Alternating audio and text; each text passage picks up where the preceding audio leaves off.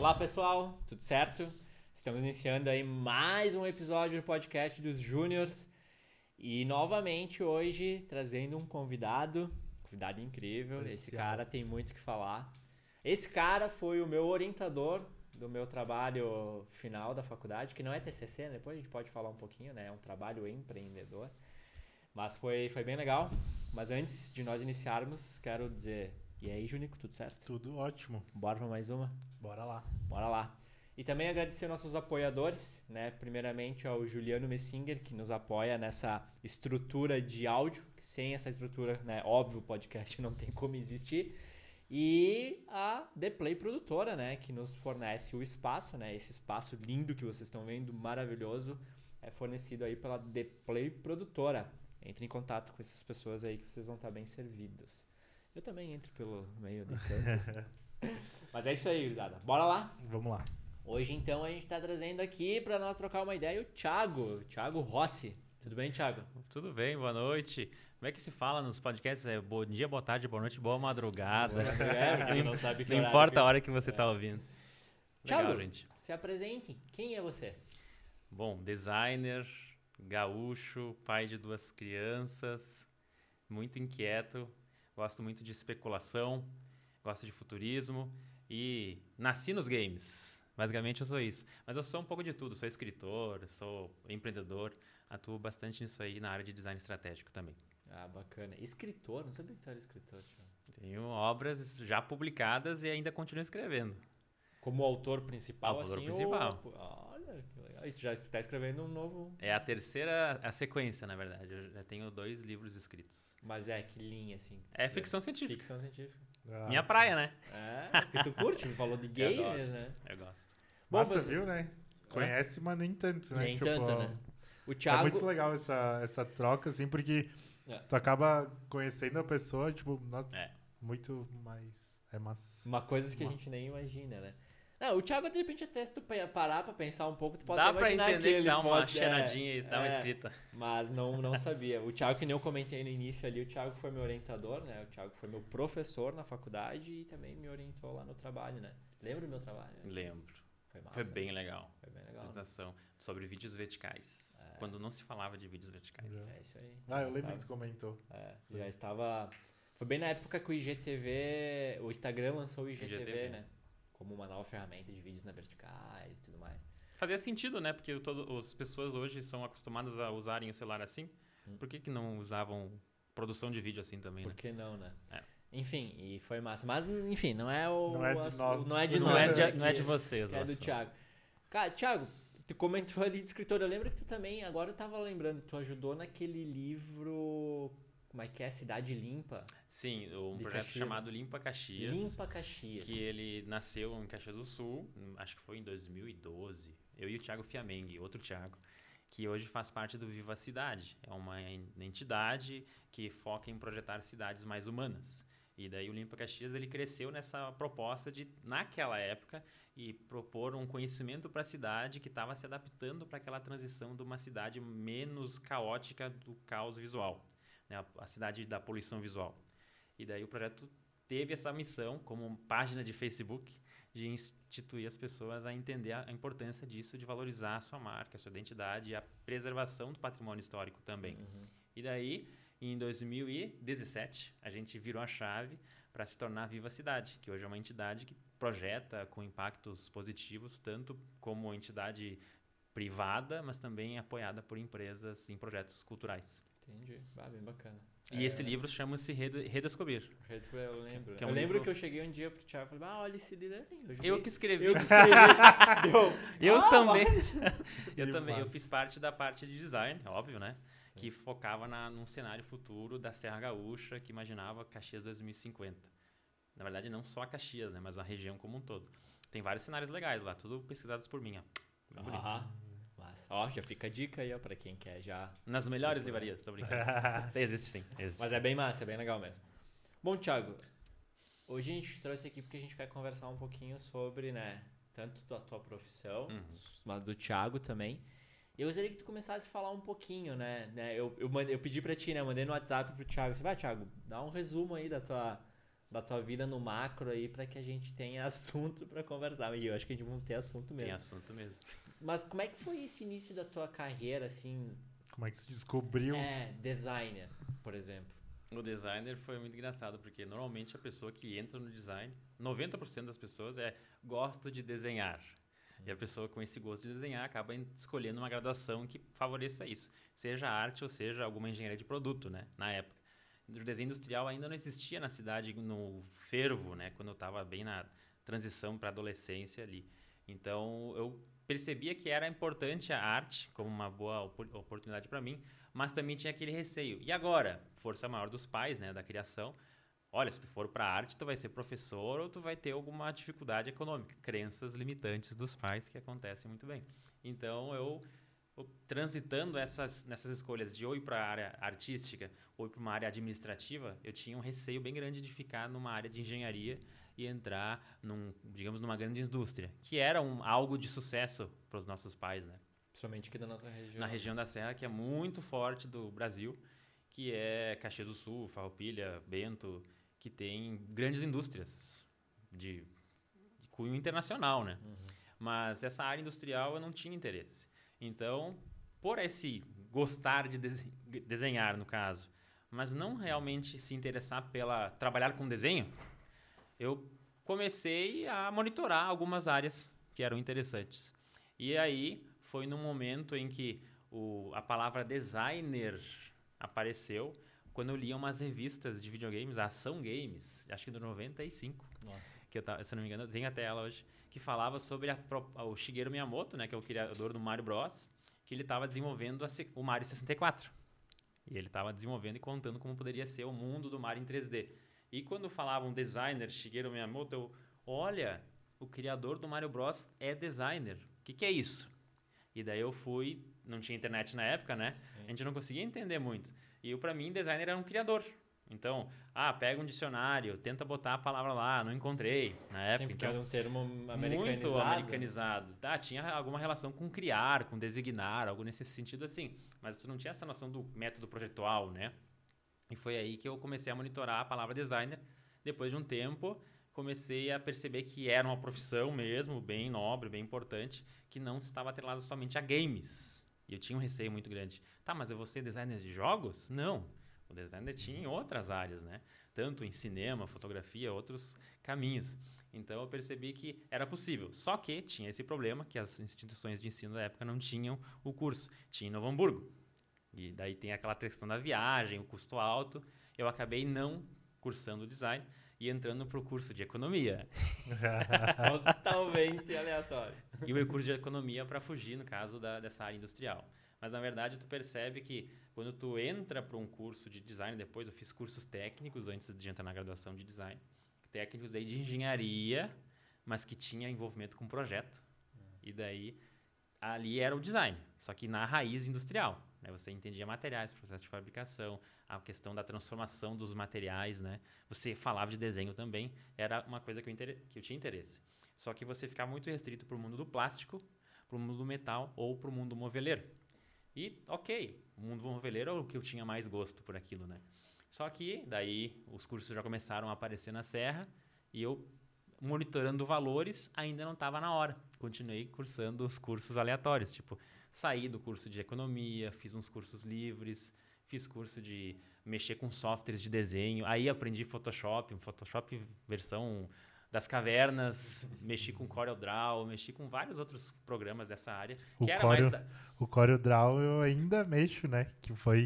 Eu também sou designer, quer dizer, eu cursei publicidade e propaganda, mas trabalhei 15 anos na gráfica como designer gráfico. E aí, tipo, sempre foi CorelDRAW, né? Tipo, e aí o Júnior até brinca comigo, né? Tipo, que é um amante do Corel. Tipo, como é que existe o Corel ainda? Né? Mas o engraçado é que na época eu cogitei ir pra propaganda. Por causa que eu tinha muito esse ar, assim, da direção de arte. Tinha esse lado do desenho, da composição visual, sabe? Uhum. Eu tava entre o meio termo, entre produto industrial e essa parte de comunicação. E eu percebia que eu tinha muitas skills para a área da comunicação também. Então, eu acabei fazendo alguns cursos que eram mais voltados para marketing e publicidade. E depois eu comecei a estudar design mesmo. Daí foi na instituição da Universidade de Caxias do Sul. Fiz um pouquinho lá, tive que fazer uma transição para a FSG por questões do próprio modelo de curso, né? Exigia uma certa viagem internacional na época e era sempre aquela questão. Era um custo muito excessivo para o meu perfil, para minha persona, né? Familiar, que não era somente eu que conseguia bancar o curso, né? Então eu precisava de um apoio dos pais. Então por esse motivo fui para a FSG, que tinha um foco menos artístico, menos milão, digamos assim. Sim.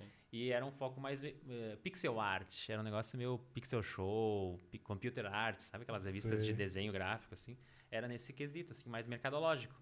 E foi ali que eu realmente conheci pessoas que tinham esse treinamento já do design estratégico, já participavam, já eram mestres dessa área e que enxergavam em mim essa pessoa que era reflexiva, que deixava de lado um pouco essa parte do que é tangível, do que é o projeto final de um design, que é produto, gráfico, interface, mas o que é importante é o que vem antes. E eu me questionava muito, eu tinha esse raciocínio mais filosófico assim das coisas. E eles perguntavam, Thiago, tu já leu sobre design estratégico? Eu falei, não. Tu sabia que existe? Não. Tu quer ler? Quero. O que eu fazia? Só para dar uma dica. Todas as cadeiras têm a bibliografia básica e a complementar. Eu lia todos os livros. Então, se uma cadeira tinha 5 livros, eu li os 5. Tanto da básica quanto da complementar. Estar na aula presencial, fazendo as tarefas, os trabalhos de entrega lá do semestre, mais a leitura dos livros era tão grande o impacto, porque você lia o livro, você amarrava tudo, e ali eu percebi que tinha muito potencial mais de gestão do design do que o operacional, assim, a pessoa que cria desenho e fica naquela parte mais braçal. Que vai no papel e começa a esboçar, por exemplo. Era a etapa de antes, que era a etapa planejamento, pesquisa. Então eu percebi que eu tinha essa habilidade e eu era muito papudo, como eu sou, né? Muito papudo dessa visão, desse faro de mercado. E eu percebi que eu ia muito em reuniões quando eu trabalhava de estagiário. Eu já trabalhava de estagiário nessa época da faculdade, né? E eu ia muito em reuniões. Tanto em estágios de engenharia de produto, que eu ia nas reuniões de engenheiro com materiais, de compra de material, ou quando eu ia nesses estágios mais de marketing e design gráfico. Eu tinha esse contato de apresentar projetos, de questionar orçamentos, que é o perfil desse designer estratégico, que ele é mais sistêmico, né? Ele enxerga as coisas e os impactos nessa rede de atores que se envolvem, né? Uhum. Então, eu não sou aquele profissional do fone de ouvido, aquele que gosta de sentar no seu computador e criar, e que tem um certo receio de apresentar o produto criado. Não, eu fiz uma ideia, defendi ela, se você não gostou, vamos incrementar ela, vamos mudar. Então, eu tenho essa cocriação como raiz do meu processo, que é uma habilidade necessária para essa atitude do design estratégico. Foi ali que eu percebi que já atuava nisso e eu comecei a trabalhar com vários projetos desse enfoque, né? Várias agências que eu trabalhei, estúdios que eu trabalhei. Alguns trabalhos freelancers eu já fazia nesse quesito. E realmente me encontrei ali e foi ali que eu segui carreira e estudei tanto na especialização como no mestrado. Que é o foco do design estratégico.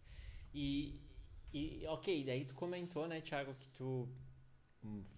É recente, né, que aqui na nossa região veio um design. Sim. Porque quando a gente fala 15 anos é uma coisa recente. É pouco, né? É pouco tempo, né? A gente fala, por exemplo, a tecnologia, desculpa, Júnior. Não. A tecnologia tá aí, cara, mas a tecnologia é muito nova. É muito nova. Né? A tecnologia ela é muito recente. E ela avançou muito rápido nessa questão, né?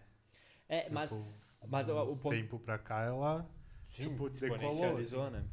E tem muito mais, né, pra exponencializar. O Thiago pode abordar um pouco nisso. Porque o Thiago, além de design estratégico, tu é pesquisador, né, Sim. Thiago? Tu pesquisa tendências, Sim. né?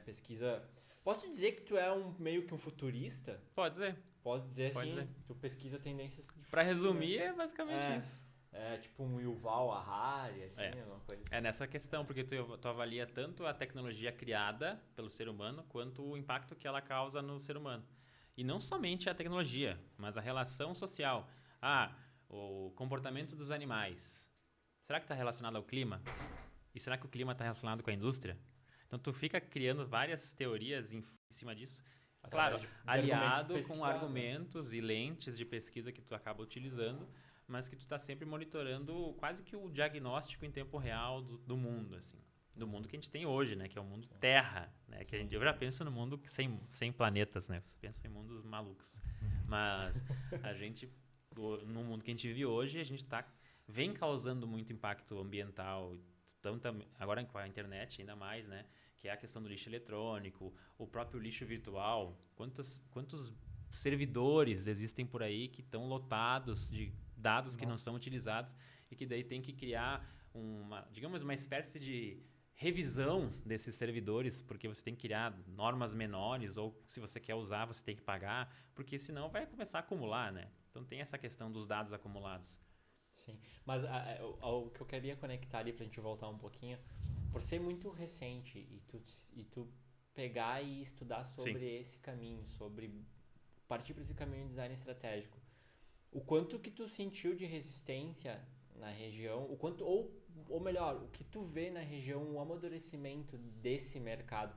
É fácil tu aplicar design estratégico dentro de empresas ou dentro de processos tão burocráticos e antigos, vamos dizer assim, comparado ao que tem de novo? Tu consegue entrar com esse mercado? O que tu vê, sabe, nesse mercado? O design estratégico. Sim. O designer é a primeira coisa que tu tem que quebrar essa barreira, é a percepção de que a gente, como profissional, é somente o final. E isso é muito comum em vários empreendedores e várias entidades, assim. O designer é o cara que desenha e que refina. Só isso. É a visão, né? Ele não participa do processo da criação, da concepção geral das coisas. Ele não fala sobre negócios. E isso já vem sendo quebrado pelo próprio impacto de vários materiais de design estratégico inseridos não só pelo designer, mas pela aplicação deles por outros profissionais, que é a área do marketing, da administração, que acabam utilizando ferramentas nossas de design para pensar o negócio.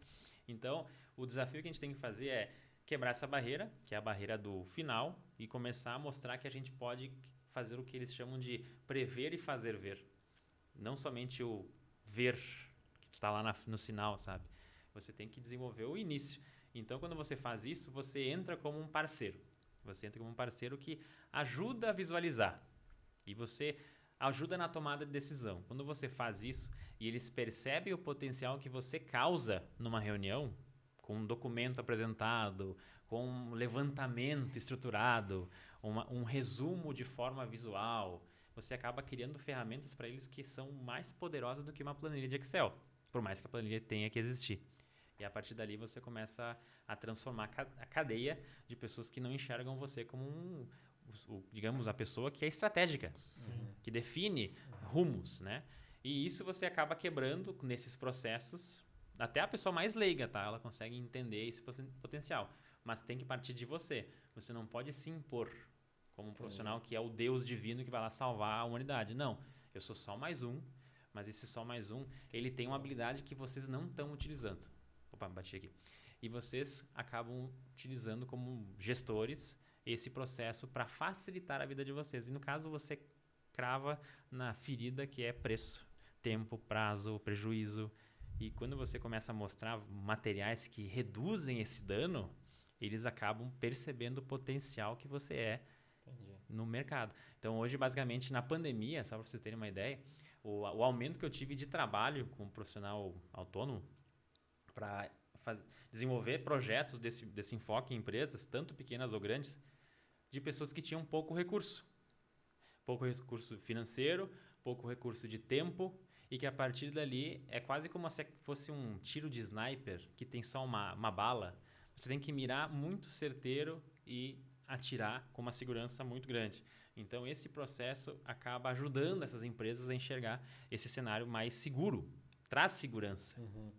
Você empodera esse mercado, você ajuda a criar um alerta de segurança. Já avisei loja para não criar franquia, já fiz lojas mudarem de bairro, por causa que a rua não estava provavelmente o ecossistema daquela região não favorecia o negócio. Já transformei projetos digamos, de um negócio em comunicação, por causa que você não tinha voz para aquilo. Quando você deu voz, você fez o cliente chegar nessa loja. Então, tem impactos tanto industriais, como a compra de uma máquina, o aluguel de uma máquina para o vizinho, como você transformar literalmente, de cabeça para baixo, uma loja, uma marca, um site, todo esse processo. E aí vem um desafio, né? Tipo, convencer, assim, vamos dizer, Até a gente tava falando num outro podcast, num outro momento, algo muito parecido, né? Que, tipo, as logomarcas de antigos, assim, que tu precisa reformular e coisa. E é muito difícil tu convencer a pessoa, às vezes, né? Tipo, pra eles, aquele logo é o logo do começo, assim, e, tipo, e precisa dessa mudança, né? E que massa, tipo, essa parte também, né? Tipo, de mudar de endereço, por exemplo, né? Um local, assim. É muito forte isso, né? Muito forte. É muito forte, né? Você tem uma rotina ali. E tem toda uma estrutura, muitos fatores, né? Mas Thiago, como que tu entra dentro da empresa com o design estratégico e como tu identifica o que precisa se mudar? Como o design estratégico atua dentro de uma empresa especificamente? Porque tu comentou, eu atuo desde a parte, tipo, eu fiz o cara mudar de local. Sim. Eu fiz tal coisa lá. Como é que tu atua lá dentro e começa esse processo? Consegue entrar um pouquinho mais a fundo no design estratégico, explicar um pouquinho, assim, nem que seja um passo a passo, vamos dizer assim, de como é que... O processo de design estratégico, por ser sistêmico, por enxergar várias camadas, vários atores envolvidos dentro daquele organismo que é a empresa, ele acaba entrando muitas vezes pela própria gestão que gerencia a empresa. Geralmente você vê isso de um diretor comercial, você vê isso de um diretor geral da empresa, o próprio dono do negócio. Ele acaba enxergando isso em você porque ele percebe a necessidade de mudança. Algo está incomodando ele e ele precisa ou se atualizar ou incrementar aquilo que ele já vem fazendo para o bem. Então não é aquela sensação de urgência. Muitas vezes as pessoas que entram contratando esse profissional, eles sabem que o processo é mais de médio e longo prazo. Então ele acaba contratando não pela urgência, então ele entra pelo processo de monitoramento e transformação dessa cultura. Então geralmente é pelo cargo da gestão. Quando não é pelo cargo da gestão, ele vem por um movimento de algum setor, seja ele do próprio comercial, seja ele de uma engenharia, seja ele da comunicação, seja ele da própria construção física do produto ou do serviço em geral. Você entra como um parceiro de um pequeno nicho ou do processo como um todo. Quando você entra, vamos agora ir para o caminho do todo, tá? Quando você entra no nível de gestão, você acaba entendendo sinais da empresa de que forma eu quero crescer, o que me incomoda no âmbito do serviço, no âmbito do produto, no âmbito da comunicação e o que me causa alertas do mercado. Porque é um processo de sistema produto-serviço. Só para quem não está querendo saber um pouquinho mais, sistema produto-serviço é quando você pega pela lente do design uma análise do mercado, ao mesmo tempo que você faz uma análise cultural e disso você analisa produto, comunicação e experiência. Você fazendo essa análise por essas lentes, você decodifica a empresa em todos os aspectos. Quase que um dossiê geral da empresa. Como a marca é, como ela se fala, como que ela comunica com os possíveis clientes, de que forma ela causa impacto positivo ou negativo, tanto no mercado como nos concorrentes. Então você acaba sabendo vários aspectos que precisam melhorar. E a partir dali você começa a trabalhar com projetos pontuais. Essa empresa precisa muito urgente trabalhar o projeto de comunicação. A identidade gráfica dela não comunica o que ela quer dizer. A parte de comunicação precisa de uma revisão. Ou ela precisa se comunicar com uma nova plataforma, no caso agora como o TikTok vem. Como que a empresa pode entrar nesse segmento? Será que ela precisa? Então entra como conversar com algumas pessoas, seja elas de geração Z, de 20 anos, ou geração millennial, de 30 e poucos. Então você começa a conversar com essas diferentes audiências, mudando os canais, mas sempre monitorando aquilo que importa, que é quero ser uma empresa que faça sentido existir. Que é aquela frase do Cortella, né? Que seja uma pessoa que para que serve as coisas, ele falava nas palestras dele. Seja alguém que faça falta. Se você não faz falta, para que você existe? Então a gente tenta nas empresas desenvolver esse processo que é quase que mexer com propósito, mexer com existência, porque balança muito o impacto de um profissional de design dentro da empresa. Se ele é enxergado como um designer estratégico, ele entra para causar bagunça. Pra incomodar Para mesmo. incomodar. Se ele é um profissional do design em si, ele vai trabalhar essa peça, que é um produto, é um material visual pontual, mas quando ele é estratégico, ele entra nas entranhas da empresa, que envolve como ela quer seguir, como ela quer continuar. Tá, então um designer estratégico, ele é profundamente um pesquisador. É um cara que tem que estar, assim, todo momento buscando tendências, Sim. todo momento entendendo sobre mercados e novas atuações desses mercados e conhecer um pouco de tudo. Sim.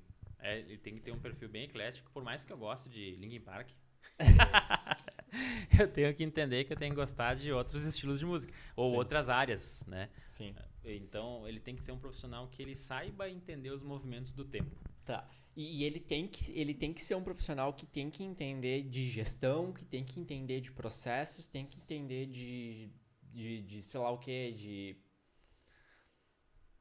de cultura, sabe? Ele é um cara que tem que permear por todas essas áreas. O próprio profissional do design, ele é uma esponja, né? Ele não, geralmente, quando a pessoa pergunta sobre o designer, ele vai dizer, tá, mas eu sou um pouco arquiteto, sou um pouco artista, sou um pouco do marketing, sou um pouco da administração, sou um pouco de tudo.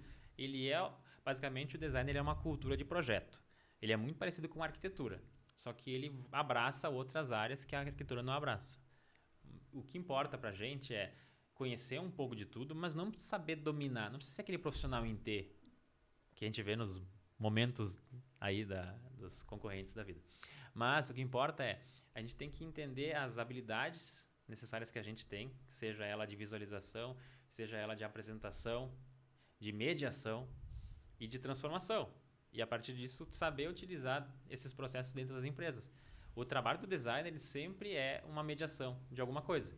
Mediação de um conflito, quase como um advogado faz, como um psicólogo faz. Uma mediação de um processo de criação. Você está reorganizando as ideias para aquele profissional que é muito bom na ilustração, no 3D, no vídeo, ele saber enxergar o processo. A própria direção de fotografia. O que é um filme sem direção de fotografia, né? Uhum. Você está enxergando o quadro ali, o frame, mas sem as irmãs Wachowski, já que estamos no Matrix quase sendo lançado, tá? Se você no futuro já viu Matrix, me conte como é que é, porque eu quero saber. Mas nessa lógica de você enxergar o todo, elas quando desenvolveram o Matrix, elas contrataram um ilustrador que desenhou quadro a quadro do filme, para mostrar para a Warner Brothers como era a visão delas. Isso é um processo que o designer faz. É desenvolver a linguagem, mostrar... O próprio Elon Musk, que hoje faz isso, né? Ele é um grande... Ele assumiu o manto do Steve Jobs, digamos assim, né? Porque alguém precisa ter alguém para se espelhar, né? Sim. Mas ele tem esse poder de visualização e ele consegue desenvolver de forma muito didática essa narrativa que convence investidores a enxergar que é possível viajar, que é possível se deslocar em altas velocidades por fora do planeta. Ele consegue mostrar isso para os investidores. Ele vai errar muito fazendo isso, mas ele enxerga o futuro e ele faz com que pessoas enxerguem também, até leigos. Então esse é o processo do designer estratégico. Ele acaba impactando desde uma microempresa, um empreendedor individual, até uma grande empresa centenária. Ele não faz isso sozinho, né? Ele faz isso com um grupo. E ele é um profissional que deve, por essência, ser ego zero. Ele não deve ter aquela característica da pessoa que chega dizendo assim, eu vou mudar tudo isso aqui. Não. Ele tem que chegar entendendo o cenário daquela empresa, as limitâncias daquela empresa, para a partir dali começar a... saber a que momento Que mudar, momento, né? que tipo de pessoa... Tem uma frase, uma professora minha falava muito na pós-graduação. Ela falava assim, cada empresa, cada pessoa no caso, existe um vetor positivo ou negativo. Na empresa, o positivo é aquela pessoa que enxerga a tua ideia e te defende. O negativo é o câncer, que é o anticorpo que vai querer te matar. Então, tente desenvolver nessa rede de alianças esse poder do vetor positivo. Então, você vai entendendo que às vezes é um líder de setor, às vezes é uma pessoa de uma célula, às vezes é o próprio dono da empresa que tenta desenvolver isso abaixo, top-down ou up-down, né? Na verdade, daí tu vai ter que ir um por um, assim, convencendo um aqui. Tu inclui ele no projeto. É um projeto participativo. Então, é um trabalho mais de diálogo, sabe? Leva um pouco de tempo. Sim. Por mais que você faça um trabalho pontual, estamos agora projetando um olhar sobre a marca. Você vai, claro, trazer pessoas que trabalham mais com a comunicação. mas a gente tem que trazer alguém de fora. E esse alguém de fora é chamado não contextual, que é um dos itens dentro da pesquisa do design estratégico. O contexto é aquele nicho de mercado que você está atuando. Exemplo, comunicação de indústria. Você vai lidar para comunicação de indústria. O não contextual é falar sobre Globo Rural. É totalmente aleatório. Mas por que você pensou no Globo Rural? Algumas provocações nessa sua pesquisa sobre a indústria, você se tocou sobre algumas qualidades que o Globo Rural tem.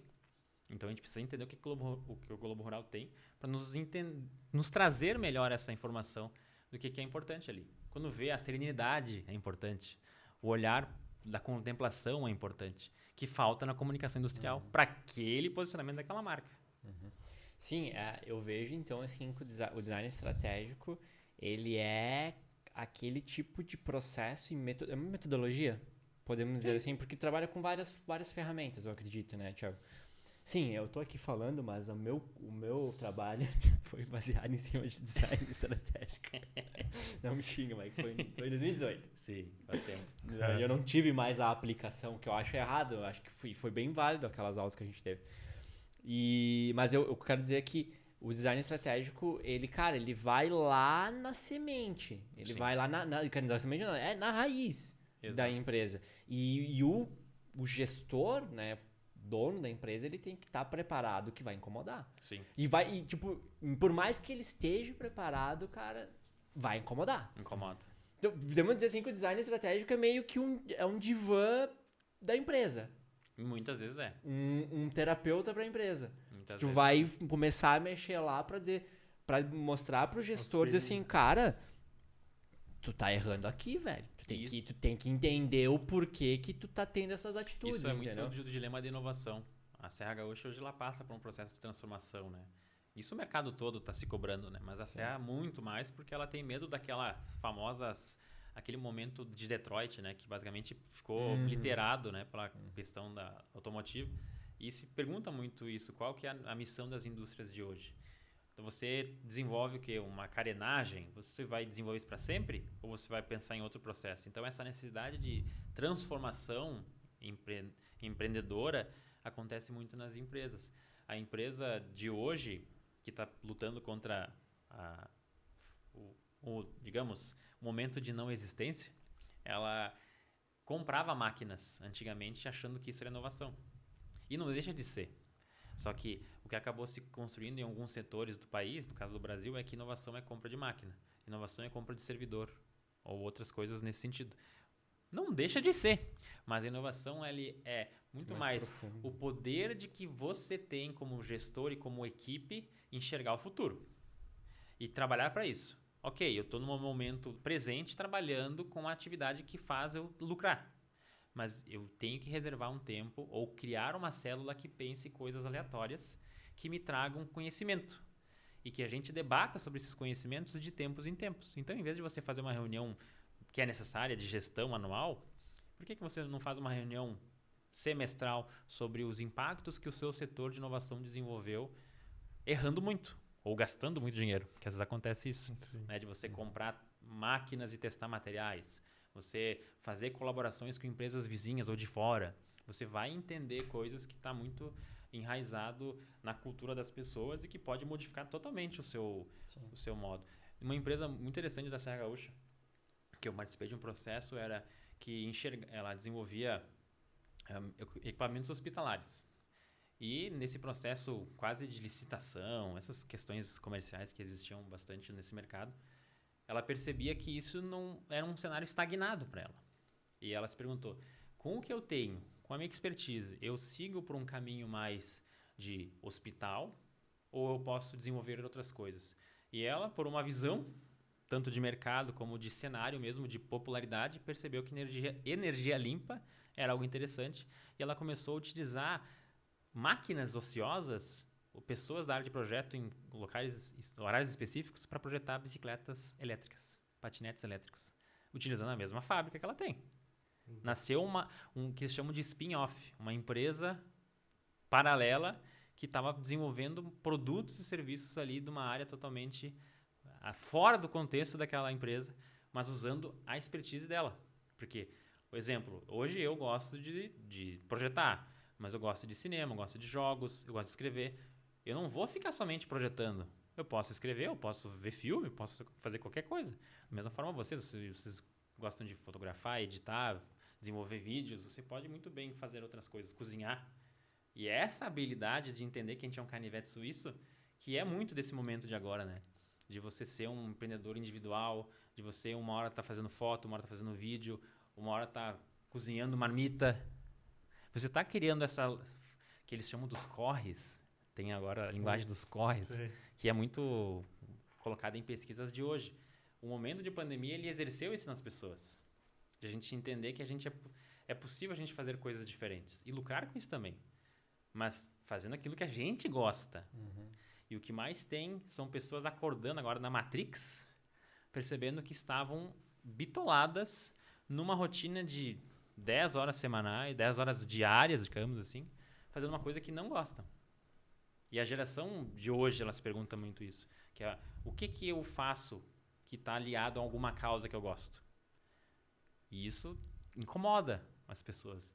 E incomoda muito mais quem emprega. Sim. Porque você não consegue fidelizar. Sim.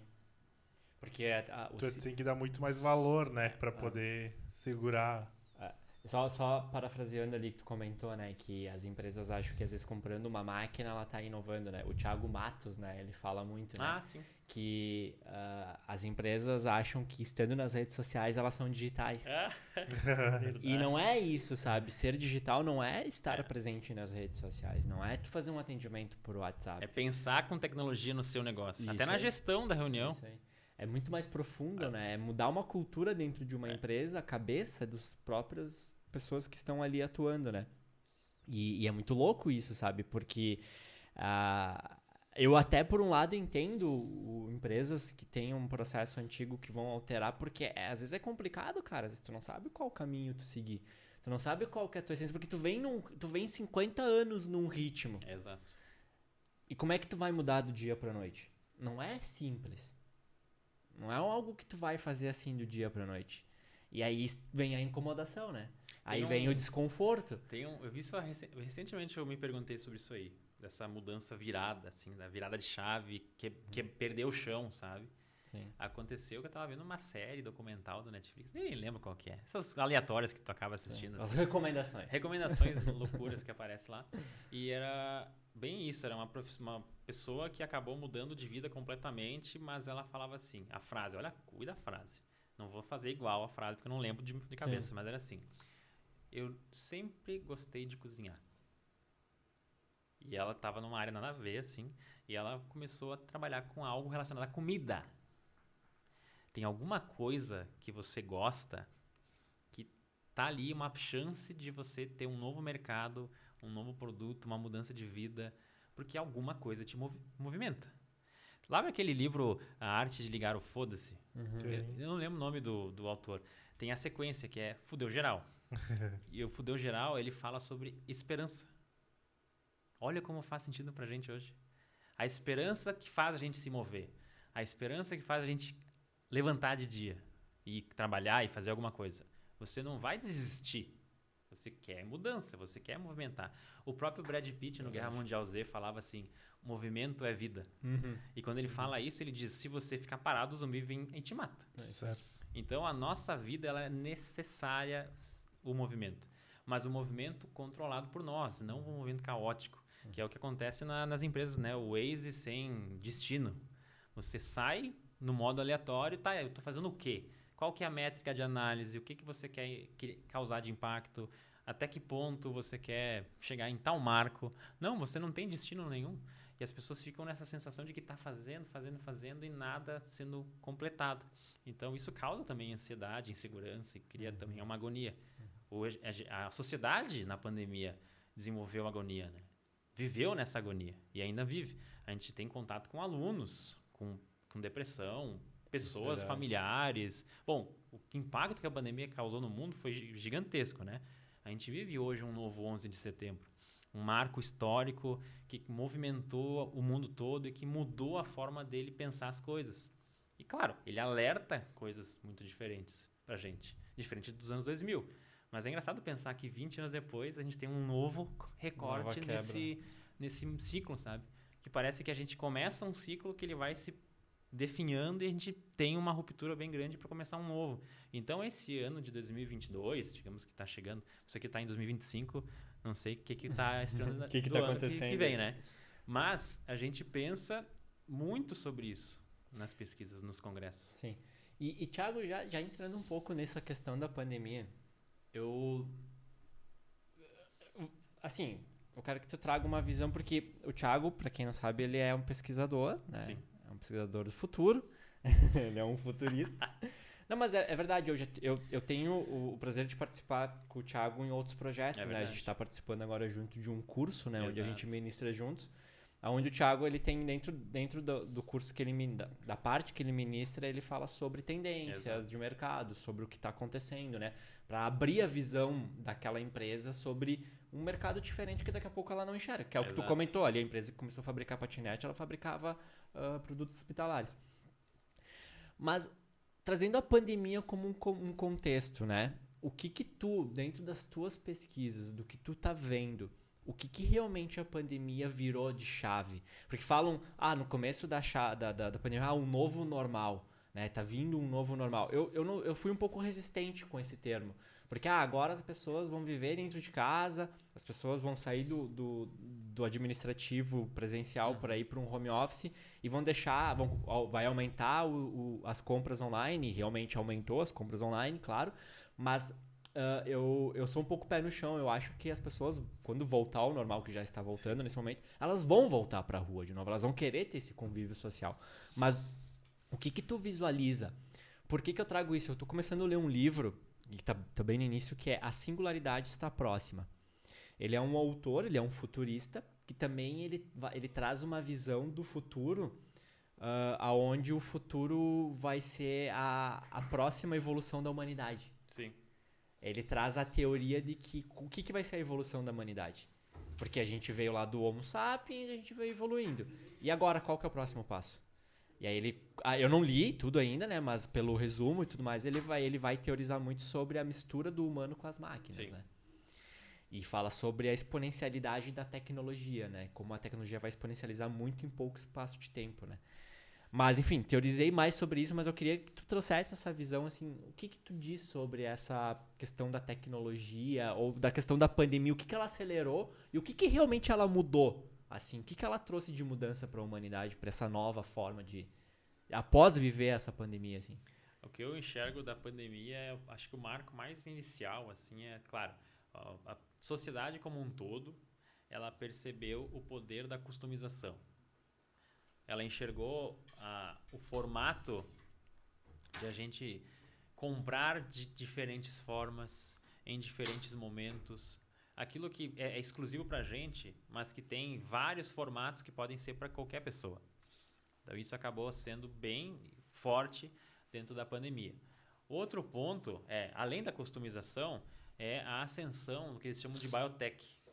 De você, junto com a tecnologia, desenvolver de forma exponencial, né, as tecnologias para desenvolver processos de saúde. Você vê hoje se popularizando mapeamento genético. Você via, a Angelina Jolie tirou um seio porque ela viu no mapeamento genético que ela tinha pretensão a ter câncer de mama. Ela tirou um seio. Esse tipo de recurso você vê anunciado em podcasts. Você vê esse tipo de estudo sendo fácil de se contratar e com custo que não é exagerado. Começa a virar commodity. Não commodity assim que todo mundo vai comprar, mas começa a se tornar popular esse tipo de coisa. Da mesma forma que você pensar a tecnologia junto da saúde, não só focada para o seu corpo, mas aquilo que você ingere, alimento, a própria, digamos, não é que enfraquece a indústria farmacêutica, mas as pessoas se questionam da abundância dela. Por que tem tanta farmácia nas cidades? Em algumas, né? Por que tem tanto remédio para tudo? Será que eu tenho que consumir isso? Então, essa noção de que a saúde ela pode vir do que você consome, do que você não consome. Eu quero ficar um dia sem internet. Isso me faz bem. Esse controle você acaba desenvolvendo. Que daí entra esse poder da decisão. O público está cada vez mais com essa noção. A pandemia ela ajudou a desenvolver isso nas pessoas. E isso que causa medo nos empreendedores. Porque você acaba tendo pessoas que são uma bomba relógio. Tá, mas num momento você está aqui, num momento você não está mais aqui. Mas por que a pessoa não está aqui? Porque alguma coisa você deixou de fazer que a pessoa não se conecta mais a você. Então você acaba criando uma lógica de rotatividade em algumas empresas, porque a fidelização não faz mais sentido. O que a gente consome hoje de conteúdo, de produções, são efêmeras. O nosso alimento ele é efêmero. Você come num dia, você vai lembrar, talvez, numa memória. Eu vou lembrar de uma comida que eu comi num aniversário. Mas a comida diária é uma rotina. Sim. Então, a gente já vem desenvolvendo coisas do efêmero antes mesmo de ele estar no nosso modo de consumir. Isso acabou sendo bem exageradamente exponenciado na pandemia. E daqui para frente você vai ver cada vez mais essa tecnologia se integrando a outras coisas. Desde a própria simulação, a simulação 3D, a simulação de dados. Você vai comprar, um exemplo de uma indústria que quer comprar uma máquina. Para que comprar uma máquina numa feira na Alemanha, gastar com viagem, com outras coisas, se você tem arquivos que você já coloca no seu parque fabril digital e você vê se aquela máquina consegue melhorar o seu desempenho por gráficos, por redução de funcionário, redução de horas. Você consegue ver isso tudo por simulações. Então você vai... Por que hoje ainda não tem, de uma forma 100% legalizada, o passaporte VR da Disney? É uma questão de tempo de ter. Isso de forma... você tem a viagem presencial, que é um espetáculo, ou você vai ter a experiência virtual. É uma questão de tempo. E não necessariamente o VR, mas essa compra de poder estar lá, assistindo ou sendo guiada por alguns trilhos. Esse momento de consumo vai ser diferente, que daqui para frente vai ser cada vez maior. Só que ao mesmo tempo que essas tecnologias começam a se impregnar na biologia, que a maior transformação vem da biologia, na tecnologia, nesse caminho aí. Né? Celular, nível atômico, né? É ali que vem a transformação. Mas você vai ver isso na transformação de conteúdo, você vai ver isso na transformação de bens de consumo, alimentos que são industrializados, mas são feitos de uma forma extremamente segura para a saúde, que é o que o pessoal lá da Singularity coloca no livro Abundância, né? A tecnologia ela entra para potencializar todas as coisas da vida, mas ela cria outras problemáticas que a gente vai continuar tentando resolver lá na frente. Então, a pandemia ela causou uma bagunça muito grande que acelerou esse processo da gente enxergar o potencial disso. E, claro, a urgência de empresas a se focarem nesse processo. Estou para dizer para vocês que os próximos Google, Facebook, Apple, não são da área da internet. São da área da saúde. Essas pessoas elas vão... As empresas que você vai investir daqui para frente são áreas da saúde. São áreas da agronomia. São empresas que vão cuidar de alimento, que vão cuidar de segurança de espaços. O próprio Yuval, ele traz no Homo Deus... No Homo Deus, né? Ele traz muito isso, né? Porque o cerne do livro não sei se tu chegou a ler, tu leu? O ponto central do livro é sobre a nova agenda humana, né?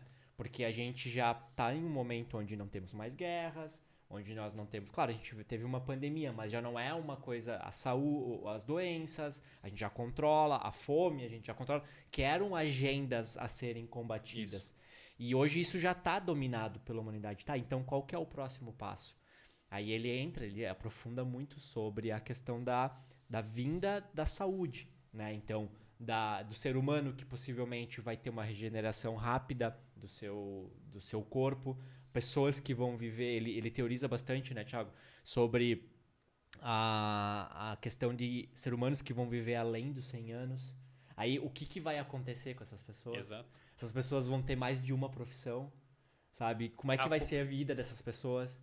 Entendeu? Então, e ele foca muito da biologia, né? De como a medicina está sendo impactada muito forte pela tecnologia, né? Que é a nova agenda humana, né? Como viver olha isso, só que né? engraçado, né? Quando a pandemia começou... Do primeiro ano de pandemia não teve muito essa produção reflexiva, né? Teve mais produção de resolução de problemas. Agora a gente está tendo produções de reflexões bastante grandes. E o governo francês é o que mais faz esse processo, né? A produção francesa nesse campo das humanas.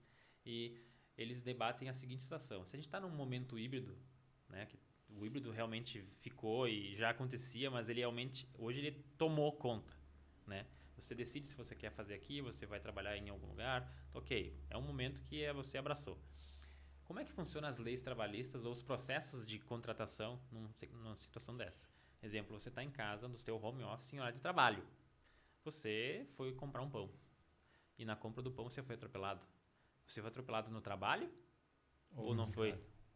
Então, essas questões que são mais éticas, que entram muito naquelas leis da robótica, da programação, esse tipo de debate vai ser cada vez mais presente em empresas, em setores, porque tem marcos sendo construídos de regulamentação de várias coisas.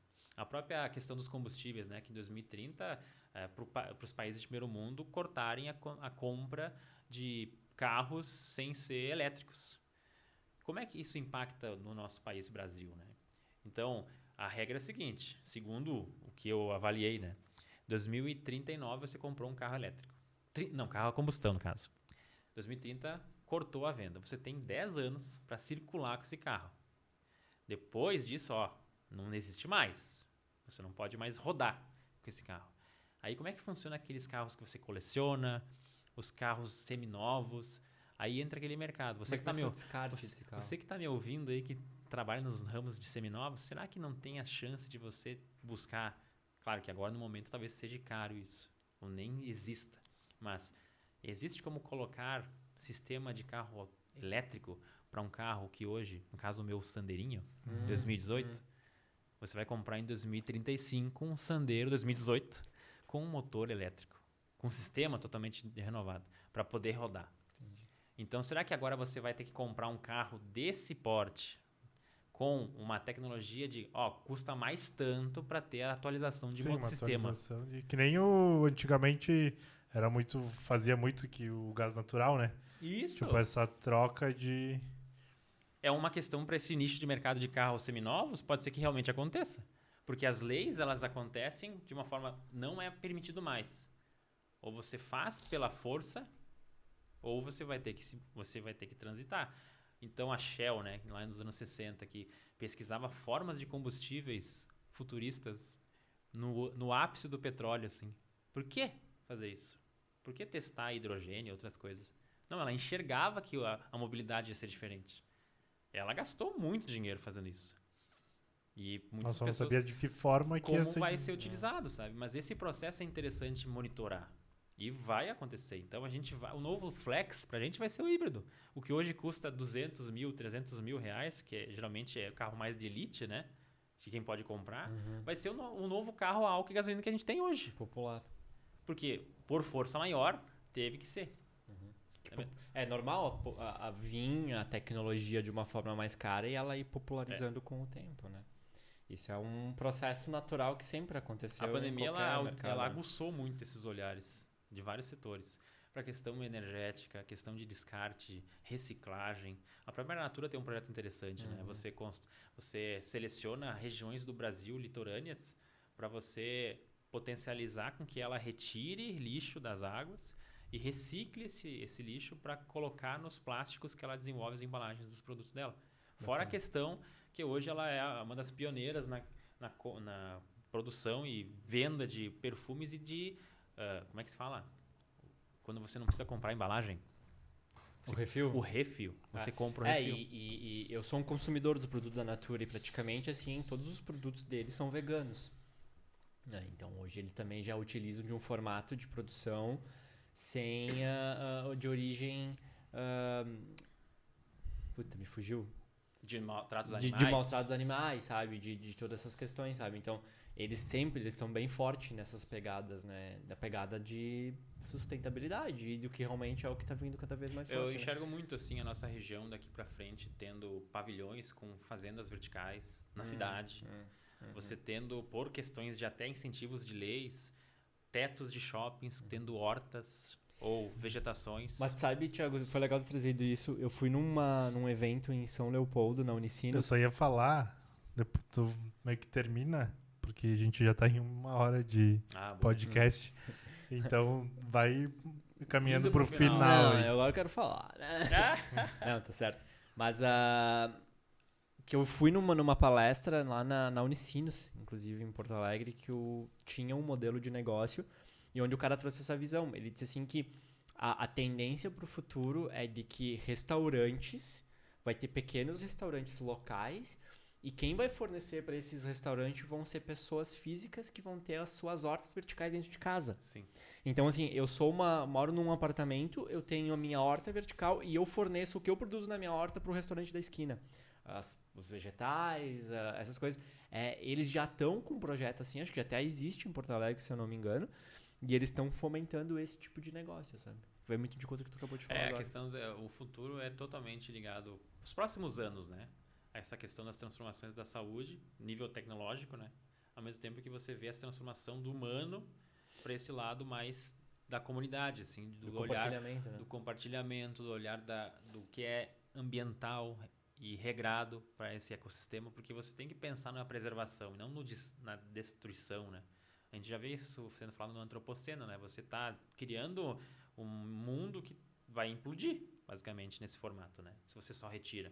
Agora está na hora de a gente repor. E a gente é a geração que era desenvolvida para isso, né? E não aconteceu, né? Então a gente tem que tentar desenvolver que os nossos filhos façam isso. Que todo mundo fala que a geração alfa, o meu filho tem 3 anos. Essa é a geração alfa, né? Então essa é a geração que realmente pode ser responsável por transformar. Porque pode ser que esses de 20 e poucos não tenham também essa responsabilidade ainda. Mas nada impede desse movimento mudar, né? Depende da gente, né? Entendi. Verdade.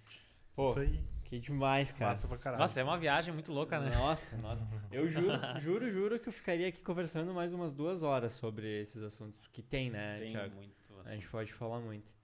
Mas, né, uma hora tem que acabar, né, Junico? É verdade. O Junico é o nosso Eu que tenho juiz que aqui. cortar. É o fiscal, né? Ele que cuida ali, mas eu sei, tenho certeza que ele gostaria também de Exato. escutar Nossa, muito. Thiago, cara, Um prazer, né? prazerzaço ter vindo aí, foi demais. muito bom te escutar mesmo. Eu acho que a gente tem que vir de novo. Se tiver uma parte 2, eu venho aí. Vamos fazer outras uma parte temáticas. 2. Verdade. Eu acho que a parte 2 pode ser mais focada, daí vamos falar só sobre isso. Tal entende? assunto. Podemos falar sobre futuro, cara. É.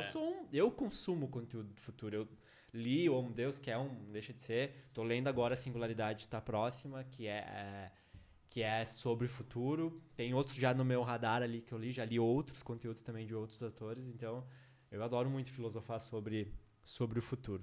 Nossa. Não sou um conhecedor tão profundo quanto o Thiago. Mas acho que é o que pra fechar, eu consumo. o que se pode dizer é que as pessoas que estão ouvindo a gente se perguntem pra que eu sirvo? Boa. Pra que eu existo? E trabalhar em forma desse legado, sabe? Pra que eu vou existir nesse planeta? Então faça algo que faça sentido pra você, que te deixe feliz e que deixe outras pessoas felizes, né? Porque senão não tem motivo de existência, né? Então, viva, né? Viva e sirva. Sirva pro mundo. Perfeito, Massa, ó. Fechamos caralho, com uma fech- baita Que baita fechada, filosofia. né? Isso aí. Legal, gente. Thiago, obrigado. Teus contatos vão estar ali na descrição ali do nosso podcast. Então, o pessoal que queira entrar em contato com o Thiago, né, vai ali na descrição, vai estar ali o perfil dele, vai estar ali o trabalho do Thiago. Quem quiser trocar uma ideia, o Thiago é um cara super acessível. Só se preparem, porque se tu mandar áudio pra ele, ele é um cara que manda áudios compridos. Verdade. O Thiago é o cara, eu lembro da minha faculdade, só pra finalizar dinheiro. Quando ele mandava as orientações, era áudios de 10 minutos. Eu já mandei 40 minutos em áudio. É um podcast em A áudio. tristeza é você mandar 40 minutos, falar meia hora sem perceber que o áudio não existe mais. Te aconteceu? Então eu olho e vejo, tá ok, tá bloqueado, Deixa ali. vamos falar. Bah. Caralho. Show. Massa. Obrigado, Thiago, mais uma vez. Um abraço, Até mais. gente. E galera, obrigado pra você que ficou até o final. Consuma esse conteúdo tá Top riquíssimo. demais. Ficou top mesmo. E nos vemos no próximo episódio. Até mais. Valeu, até o próximo. Fomos.